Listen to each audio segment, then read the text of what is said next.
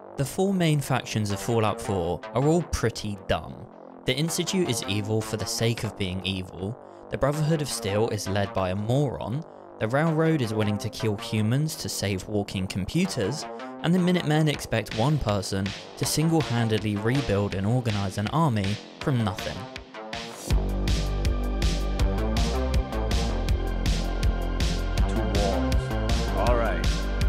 For now. The Institute is a faction of reclusive scientists living under the Commonwealth Institute of Technology, a group of introverted nerds who hate going outside.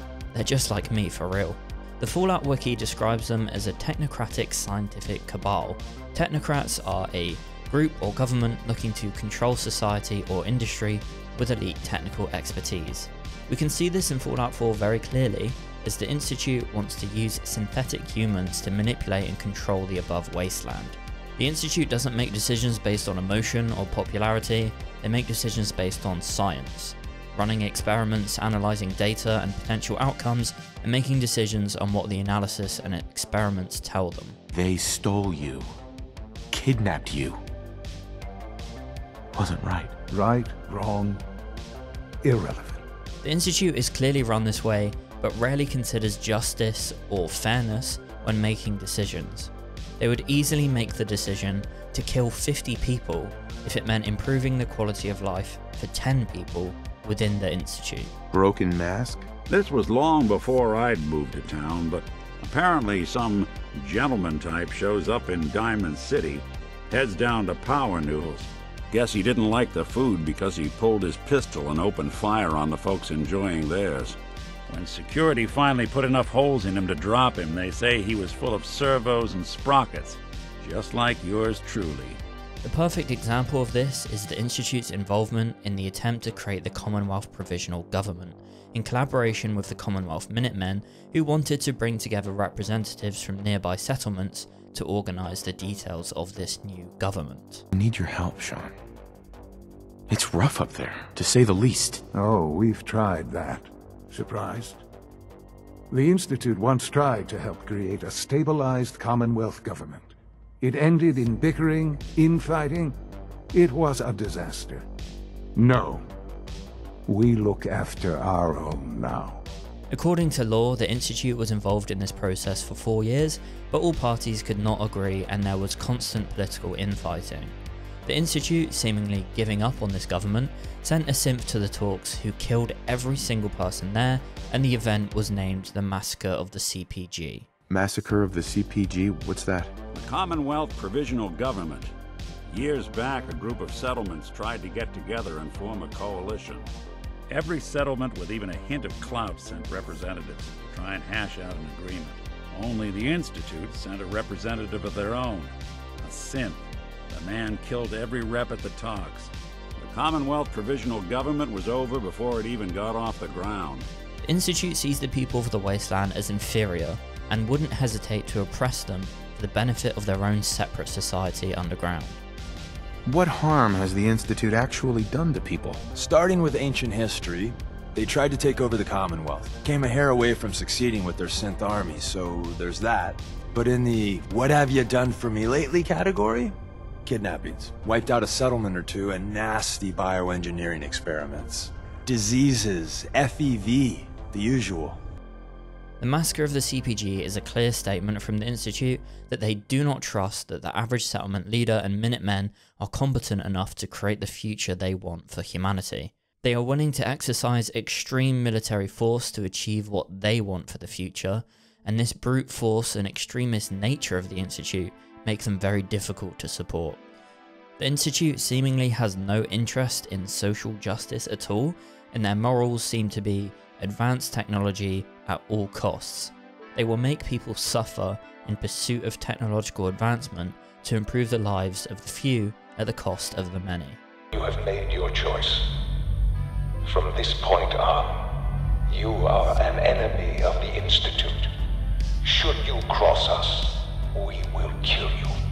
The Institute is led by a single person with absolute power. In the case of Fallout 4, the current leader is Father, or Sean. The leader of a technocratic group is meant to be decided on who has the most technical and scientific knowledge. The Institute doesn't work like that. You as the player are made the leader of the Institute completely regardless of your intelligence.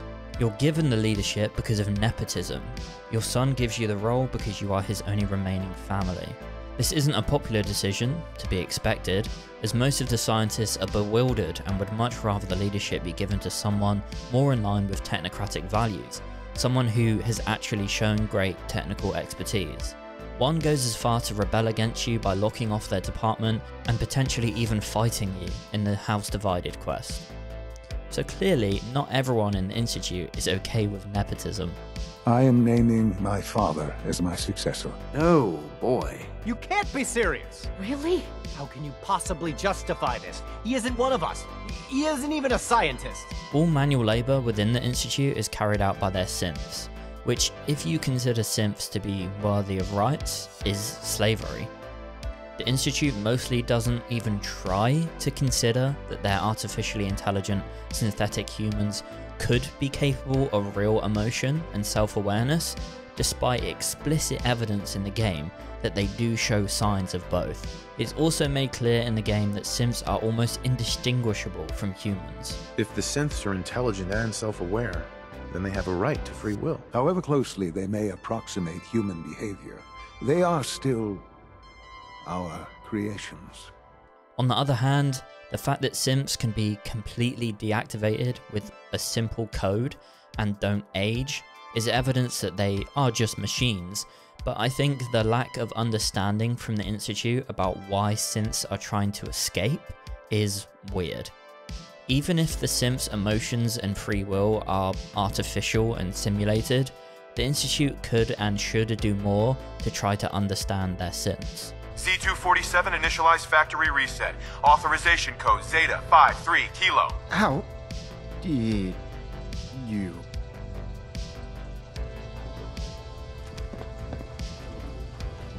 Their creations seem to have surpassed the scientists' own understanding of them, making them extremely dangerous.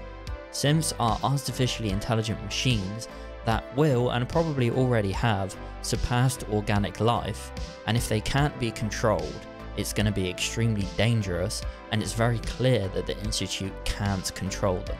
If they're trying to escape now, how long until there are too many synths out in the wasteland that turn against the Institute and possibly even turn against all organic humans in general? Another thing to consider is, why is the Institute even making synthetic humans? Like, genuinely, what is the point of it?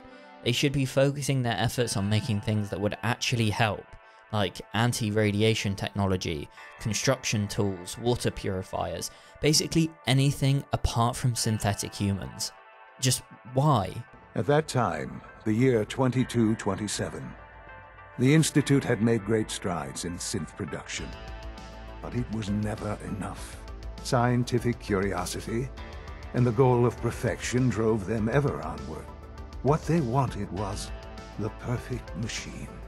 So they followed the best example thus far. The human being. Walking, talking, fully articulate, capable of anything. Human synths? Really? Human-like synths. A great distinction. Sounds like a waste of time to me. You should create something more useful. It's just my opinion, of course. But I don't believe that every discovery needs to be useful. Sometimes we innovate for no other reason than to learn what's possible. Another issue with the Institute is the secrecy in which they operate. It actively tries to hide its existence and acts as a shadow organization trying to influence the world above it with the goal of nobody ever knowing that it exists. This obviously creates conspiracy and mistrust of the Institute for those that do know that it exists. Why would you support a group if you don't know what their real intentions and motivations are? Most people wouldn't, so I don't think the Institute could ever really be successful without being more open about what they are doing or why they're doing it. They can't control the masses of the wasteland forever without some level of support from those that they seek to control. The Institute believes that the answer to that problem is using synthetic humans.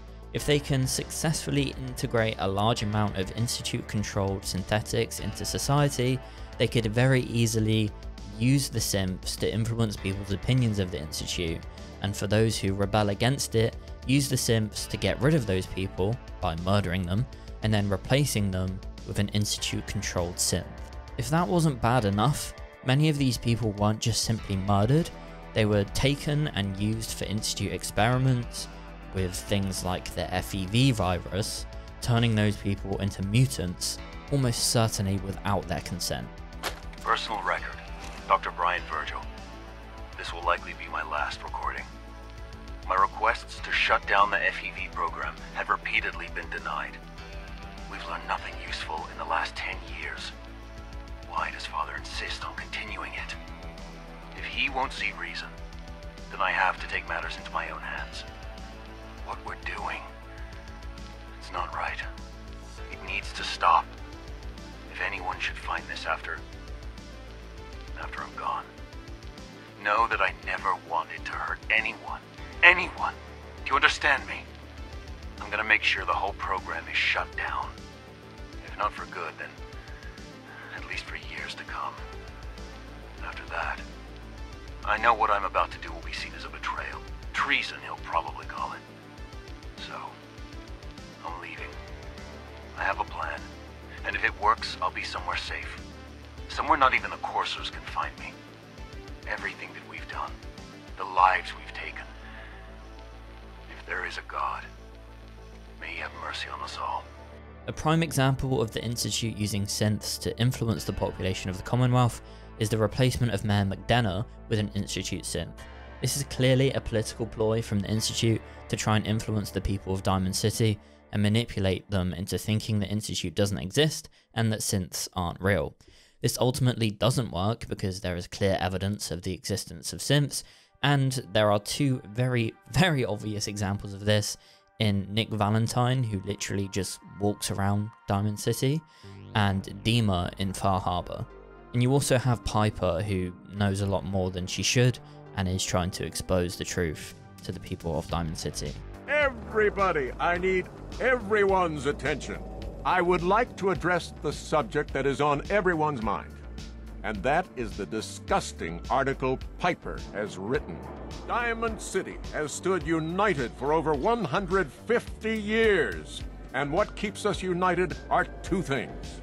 First is the great green guardian behind me, the Wall, our protector and our savior from the filth of the outside. And second is our faith and trust in each other, the faith and trust that has given us prosperity, security, and education for every citizen. And while the paper might point their fingers at synths and other ghost stories to drive us apart, we will not betray this sacred trust. Now, I want everyone to hear these next words very carefully. I am not a synth. I am the same flesh and blood boy who grew up on these streets, who was born in a shack just down the waterfront to Martha and Patrick McDonough. And I will not abandon my city due to the heinous allegations of the press. God bless this city. God bless the Wall. He's so full of shit. Nick Valentine and Dima were both huge mistakes by the Institute. Allowing synths who have seen the inside of the Institute and have not been fully indoctrinated into their beliefs out into the wasteland is a serious problem for them. Even just the existence of Nick Valentine is clear and unavoidable evidence that there is someone out there trying to create synthetic humans. This forces the Institute to reveal itself to the Commonwealth eventually because it can no longer maintain its anonymity.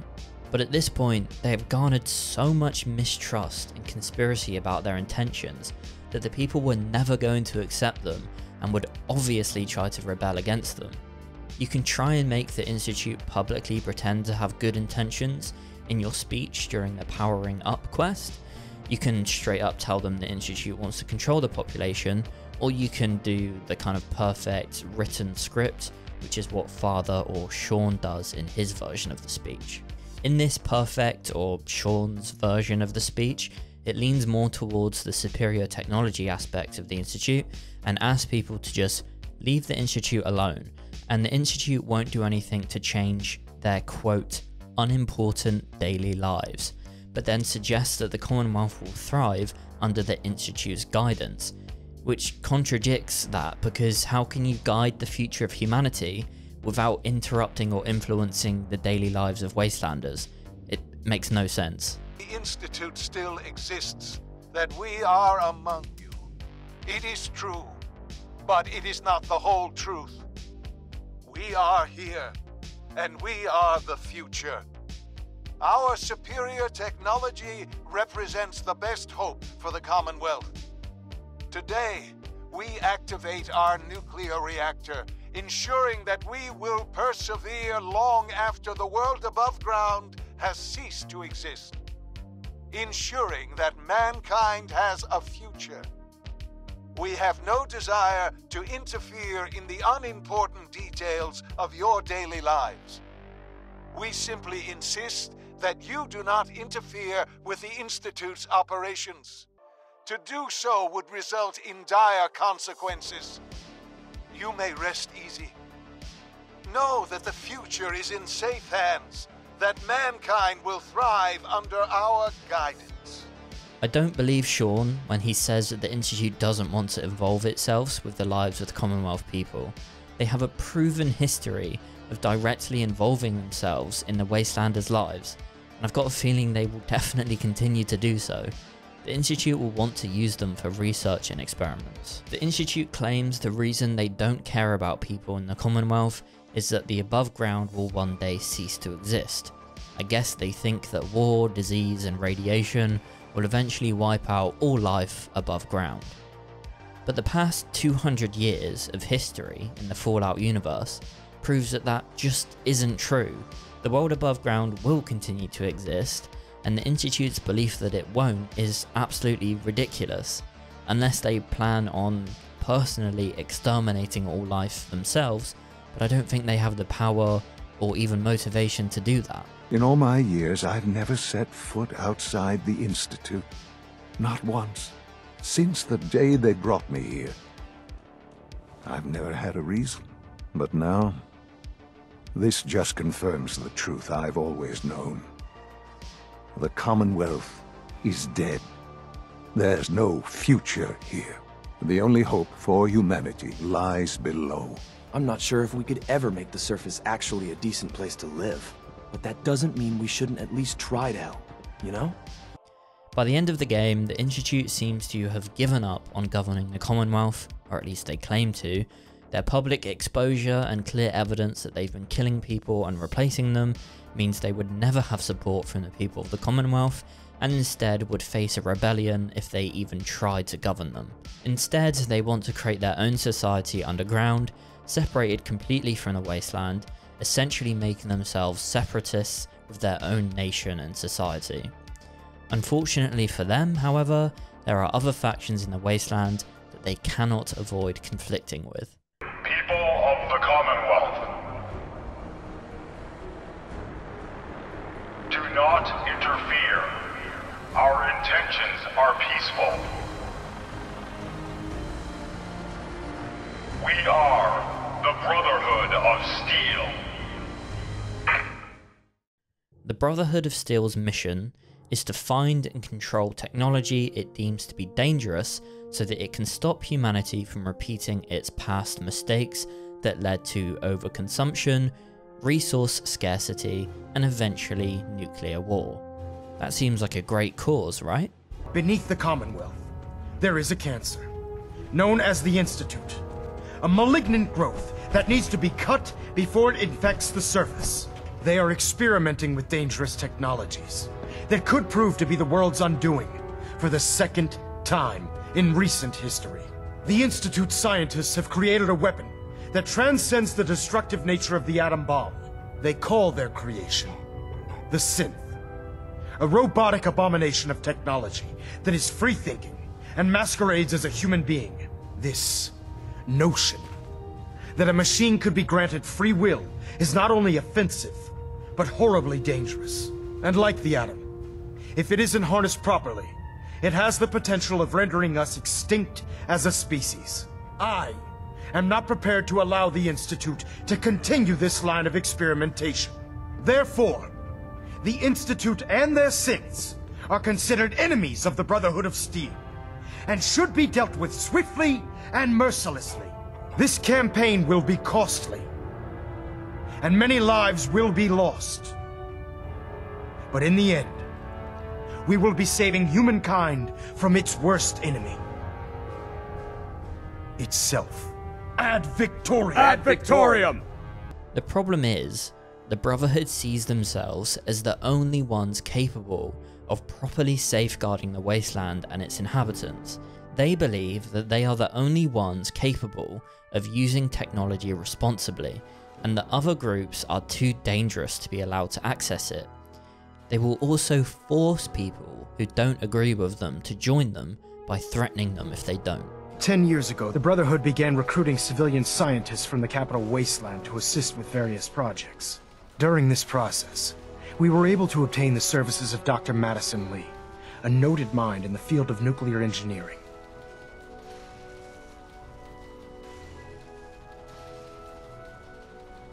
By recruiting, you mean they forced her to join? Being at war leaves little room for compassion.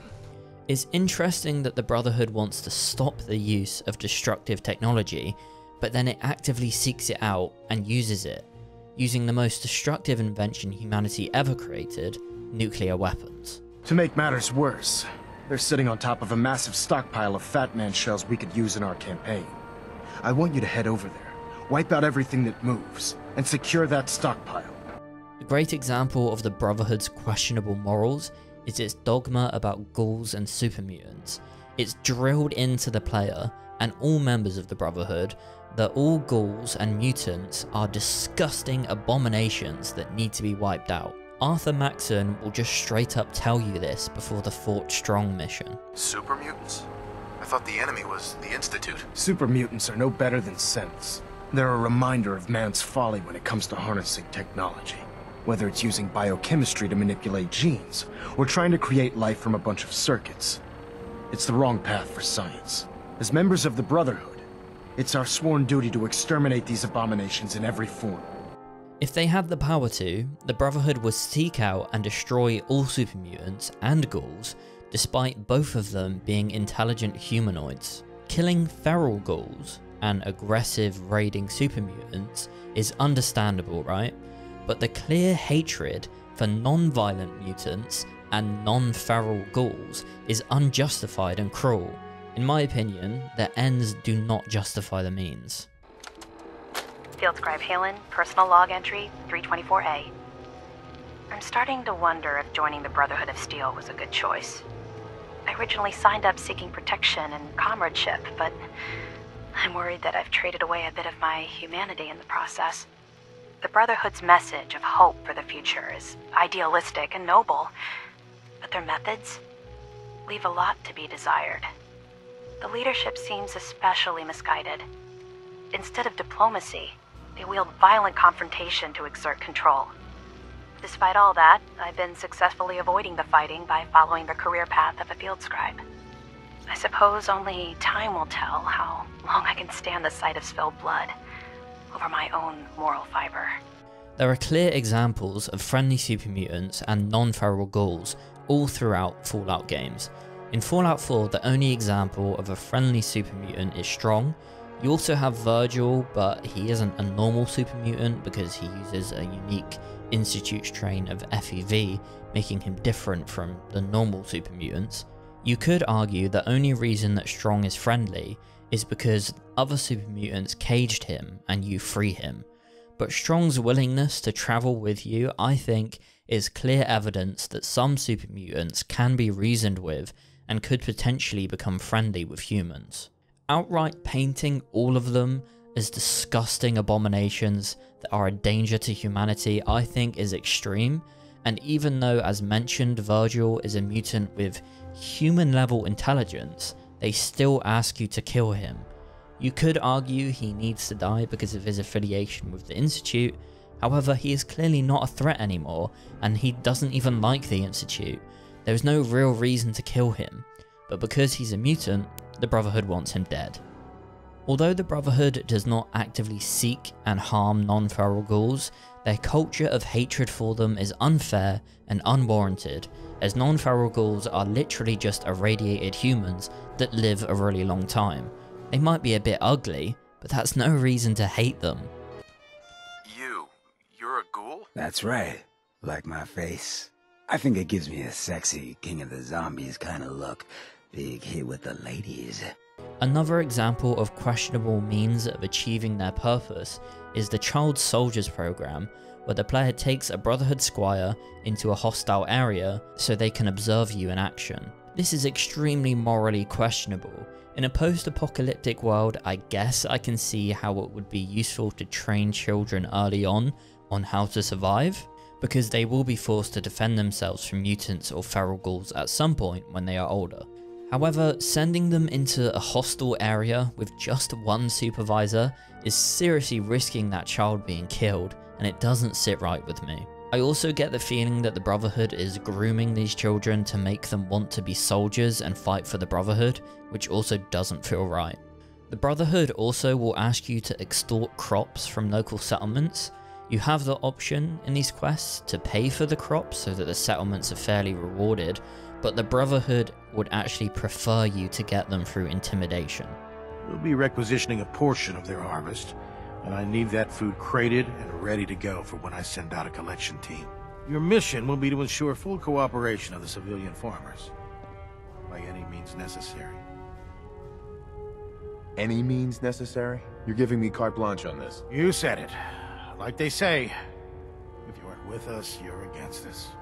The Brotherhood's rules when it comes to dangerous technology extend to the use of synths in Fallout 4.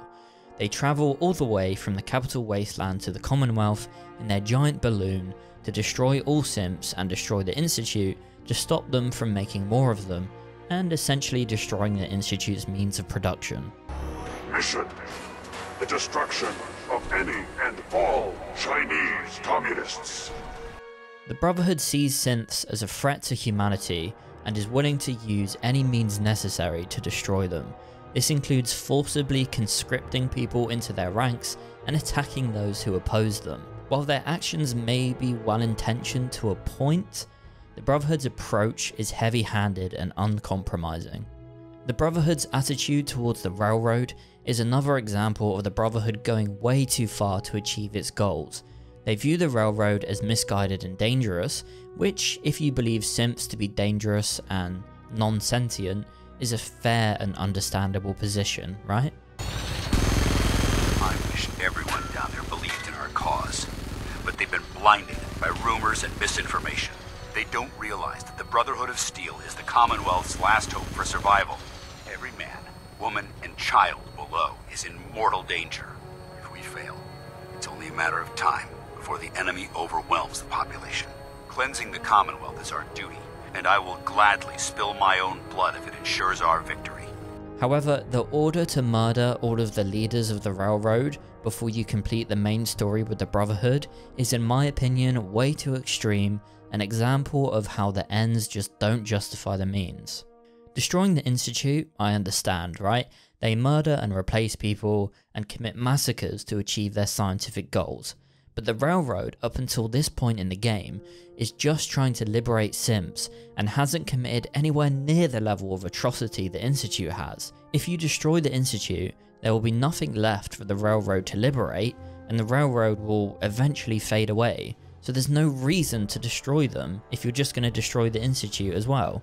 However, we do actually know from the Railroad ending that they are also not so innocent. This place would elicit fear in most individuals. Fortunately, my training prevents... Wait, what was that? Stop right there. You went through a lot of effort to arrange this meeting. But before we go any further, answer my questions. The Railroad might seem like the most morally good faction. They believe that synths are worthy of freedom and seek to liberate them from slavery by the Institute. Of course, if you agree that synths are self-aware and capable of emotion, this is an incredibly worthy and noble cause. However, if you believe that synths are just machines, the Railroad is risking lives and starting wars to save a toaster from being forced to make toast. The Railroad helped me. Oh God, those kooks. I would have expected they'd be too busy trying to liberate vending machines or setting computer terminals free or... Sorry. They just have something of a reputation. The Railroad's tactics involve using stealth and subterfuge to protect synths, which often includes attacking and killing Institute and Brotherhood members. While the Institute and Brotherhood are both morally dubious organizations, the Railroad's methods are ruthless and unjust. When you attack the Institute, you are encouraged to hit the evacuation alarm to reduce casualties, which is good, and the Institute has probably earned an assault to stop them from terrorizing the Commonwealth and enslaving synths. So there's an argument here that the ends could justify the means. If we're going to be dealing more with each other, I need to make sure that we're on the same page. You know what a synth is, right? I've heard rumors. What are they really? The Institute created them. Synthetic humans. They're mostly organic, part machine. Somewhere along the line, they became more than just constructs. They think, they feel, and they act just like you and me. The Institute treats synths as property, as tools. Aren't synths just machines? And machines are tools. They started that way. But if it's impossible to tell a single difference between a synth and a human, they must be treated the same. So we seek to free the synths from their bondage. Give them a chance at a real life. However, this is brought to the extreme when the Railroad asks you to destroy the Brotherhood of Steel's airship, which almost certainly leads to mass casualties and the death of many people who are really not deserving of that fate. The Brotherhood has its flaws, right? We've talked about that, but they are still, for the most part, helping the Commonwealth in some way, and are not out there murdering innocent people like the Institute or enslaving anyone. Their views on ghouls and super mutants are harsh, but they don't actively hunt non-feral ghouls or friendly mutants, so destroying the airship and murdering so many Brotherhood members is, in my opinion, not justified. You could try and see the destruction of the Brotherhood as saving the synths from being hunted by the Brotherhood, but if synths really are indistinguishable from humans, I don't think there is any need to destroy the Brotherhood, because the Brotherhood can't destroy synths if they don't know who is or isn't a synth. If there is genuinely no reliable way of knowing, which we can see from like the Covenant questline and many other themes in the game, there's no way the Brotherhood could know who is or isn't a synth. Like, they didn't even know Paladin Danse was a synth until you infiltrate the Institute and steal their data. So there are surely ways of protecting synths from the Brotherhood that don't involve bombing a heavy populated airship. The Brotherhood, I think, always attack the Railroad first if you make enough progress in the Railroad questline, so you could argue that the Railroad is just acting in self-defense, right? But the Railroad is known for and good at operating in the shadows, so they could and should take the moral high ground and hide from the Brotherhood to continue their operations covertly instead of mass murdering an entire population of people. Even if you do believe that synths should be free, the Railroad's methods of freeing them are really not great. When a synth is liberated from the Institute, the Railroad gives them the option to have their memories wiped. The Railroad takes them into the memory den and wipes their memories completely so that they forget they are a synth and forget about their history with the Institute. Synths are supposed to go to the memory den. The doctor gives them a new set of memories, then they move out. But her latest patient is stuck there. The runner's route has been compromised and we're looking for options.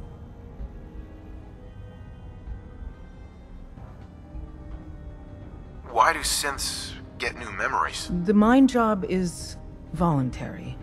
Each synth has his or her own reasons for opting in. Most do it to avoid being captured. A synth knows nothing about our world. There's dozens of ways they could slip up and draw attention to themselves. It's good that the Railroad gives the synths the option to get their memories wiped rather than forcing them, but the synths are definitely encouraged by the Railroad to get the memory wipe. It's probably not something an escaped synth would even think about doing without the Railroad's intervention. I have a lot of questions, especially about the Institute. That's precisely what Mr. Stockton said I shouldn't talk about. At all. The Railroad sees this as a safety precaution to protect them from the Institute, giving them a fresh start where they don't remember being slaves. But I personally don't see it that way. Removing a person's memory is almost like another form of death, where the person they once were is now gone. Any relationships they had are now gone. The simp's life up until that point is ended. The patient is resting right now. Were you hoping to say goodbye? I don't advise it. He's far past remembering anything about his old life. He doesn't remember anything? I'm very thorough. His new life started in a small homestead near Roxbury. That's all he knows now. While you can talk to him, no amount of coaxing can reverse the process. He won't remember you, and he never will.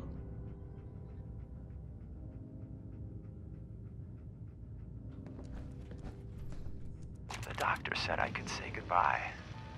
I've decided to have the operation. I know I'll lose all my memories. I don't want you to be sad. I have nightmares.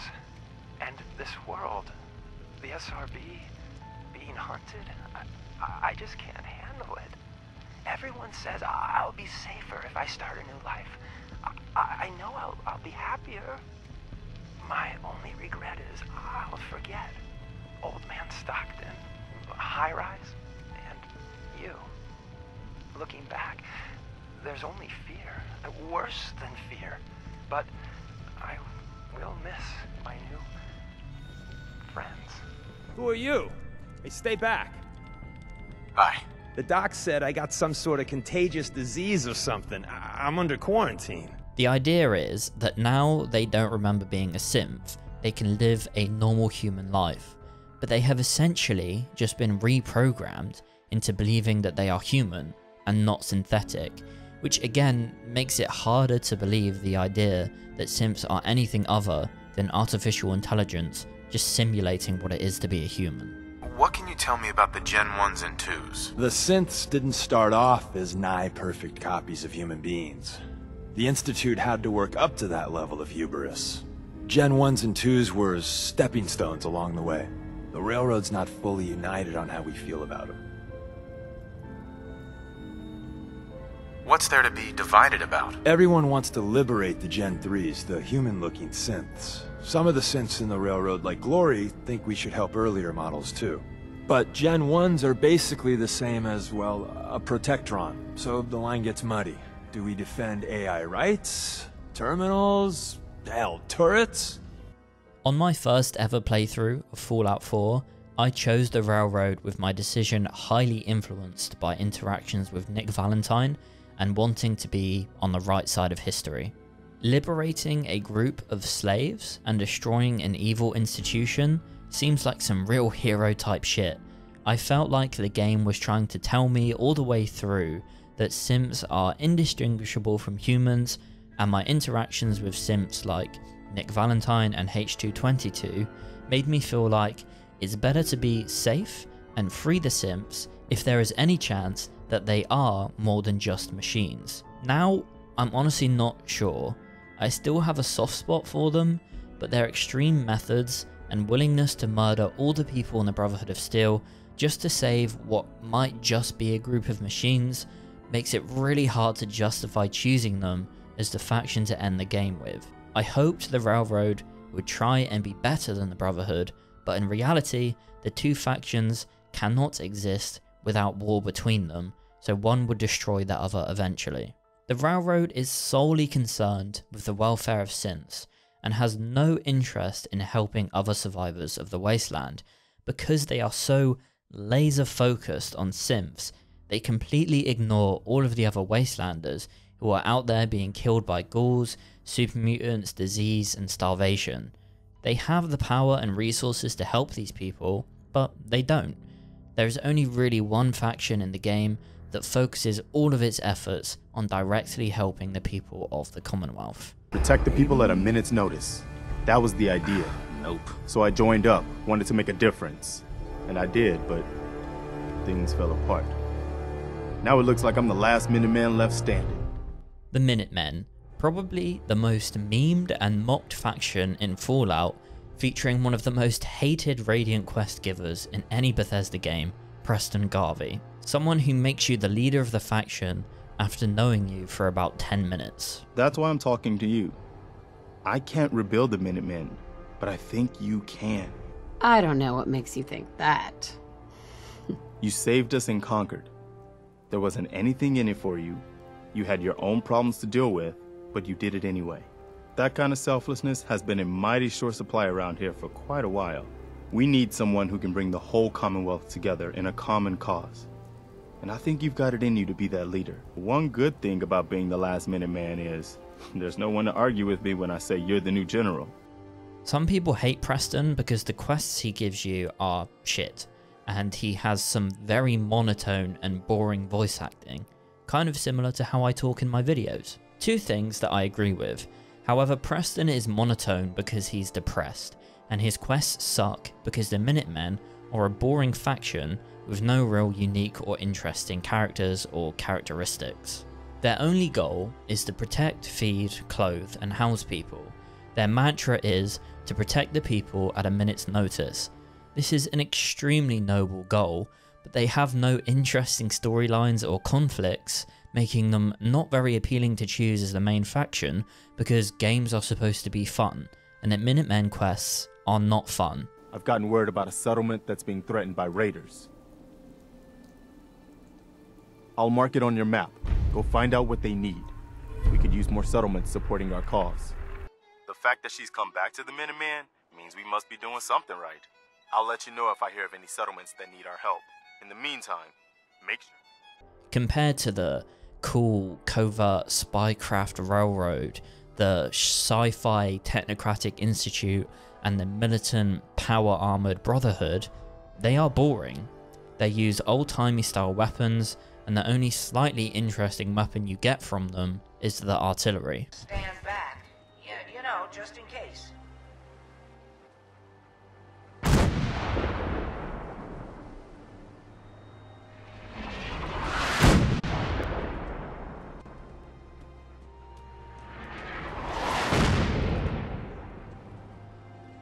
To go back to the point on Preston being depressed, he is ready to give up on life because he feels he has failed in trying to help people and ended up with nothing and has no hope for the future and has no hope that he can turn things around. I'd failed everyone who ever relied on me. I'd led them to Concord, and we had no hope of getting out alive. The thing is, that was actually okay with me. I was ready to die. It was what I felt I deserved. It was what I wanted.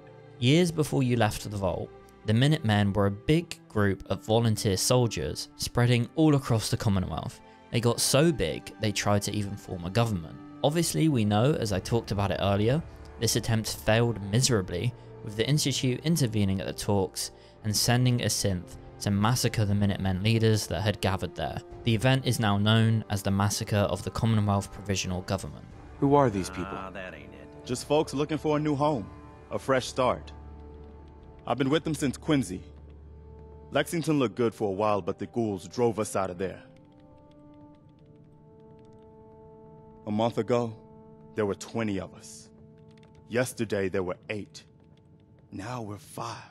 They tried to keep things together after this, but calamity after calamity, including the destruction of their headquarters by a Mylark Queen, the Gunners almost entirely wiping out the population of the large Minutemen settlement in Quincy, and the death of the last Minuteman General Joe Becker was the end of the Minutemen. All their competent leaders were killed or betrayed the Minutemen, and the only person left in the whole Commonwealth that had any belief in the Minutemen was Preston Garvey, a self-admitted weak leader that's on the verge of suicide. What was the Quincy massacre? I thought everyone in the Commonwealth knew about that by now. I was with Colonel Hollis's group. A mercenary group called the Gunners was attacking Quincy. The people there called for the Minutemen to help. We were the only ones that came. The other groups, they just turned their backs on us and the folks in Quincy. Only a few of us got out alive. Colonel Hollis was dead, so I ended up in charge of the survivors. We never found a safe place to settle. One disaster after another. You saw how it ended in Concord? That doesn't make them a very enticing choice to help you take down a powerful institute, does it? Despite all of that, you can build the Minutemen into a very powerful faction by recruiting a sizable army of volunteer soldiers with a real, genuine motivation to help a worthy cause. The Commonwealth needs the Minutemen. People are starting to realize that. I've heard some good things. Wouldn't be here otherwise. Hey, I know you. You're that Minuteman, Gavi. I really look up to you guys. Oh, thanks. Glad to hear it. You guys are great. Here, I want you to have this. I hope you can find a use for it. You can retake the Minutemen headquarters, you can clear the gunners out of Quincy, you can set up a network of powerful artillery all across the Commonwealth, and all of this, in the end, makes the Minutemen a real force to be reckoned with, and able to stand up against any of the other factions. But from here, you've now got artillery support. Hey. I'm listening. I've got to hand it to you, General. You've really turned things around for the Minutemen. I never thought I'd see the day that the Minutemen had artillery support again. We should see about building them at all our settlements to expand our coverage. Yeah! Also, you can end the game with the Minutemen by only destroying the Institute and remaining peaceful with the Railroad and Brotherhood. This is definitely the most morally good and peaceful way to end the game. These Institute bastards aren't getting away. They'll have to go through us to get out of there. We don't know quite what we're up against, but it's good you're here to help. However, the problem even with that is how do we know the history of the Minutemen won't just repeat itself? The sole survivor is not going to live forever, so when they leave the Commonwealth or die, is there anyone competent enough to lead the Minutemen and maintain their strength? Maybe, but also maybe not. So it's a risk that the Minutemen will just collapse like they did last time and leave the people of the Commonwealth to fend for themselves against mutants, raiders, and mutated monsters. While the Minutemen might be the most morally pure and peaceful faction, they are also the most boring, their quests suck, and are they the best hope for the future of the Commonwealth, considering their past weaknesses and failures? I think in the end, all of these factions are deeply flawed, and there is no easy answer to the question of which faction represents the Commonwealth's best hope for the future. In the end, the only certainty is that war never changes.